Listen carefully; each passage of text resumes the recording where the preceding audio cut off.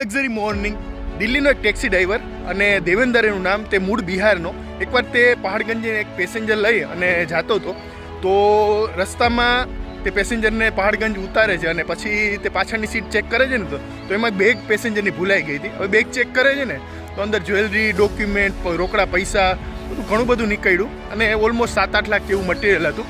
તો દેવેન્દરને પહેલાં તો વિચાર આવે છે કે ભાઈ આ બધું મટીરિયલ વેચી નાખું અને મારે ઉપર 7-8 લાખનો કરજો છે ને તે ચૂકવી દઉં. તો પછી અંદરથી એનો રામ બોલે છે કે ભાઈ ના, આ ખોટું છે.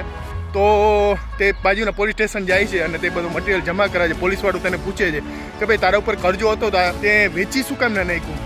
તો એ કે ભાઈ હું ગરીબ ગણું છું પણ ચોર નથી.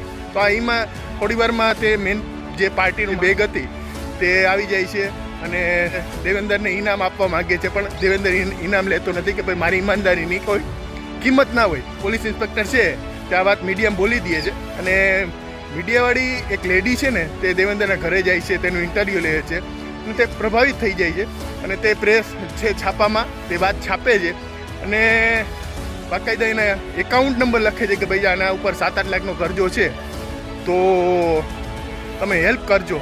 તો 2 કલાકમાં 60,000 થી 70,000 રૂપિયા આવી જાય છે અને 2 દિવસમાં 7 થી 8 લાખ રૂપિયા જમા થઈ જાય છે. તો ઘણીવાર ઈમાનદારીની આપણે લાગતું હોય છે કે ભાઈ ઈમાનદારીની કંઈ કિંમત નથી હોતી આજના જમાનામાં, પણ ઉપરવાળો તો જોતો જ હોય છે. એટલે જ્યારે પણ આવી પરિસ્થિતિ આવે ત્યારે દરેક મનુષ્યમાં રામે હોય અને રાવણ હોય, પણ જ્યારે આવી કોઈ પરિસ્થિતિ આવે ને તો રામને જગાડજો, રાવણને ના જગાડતા.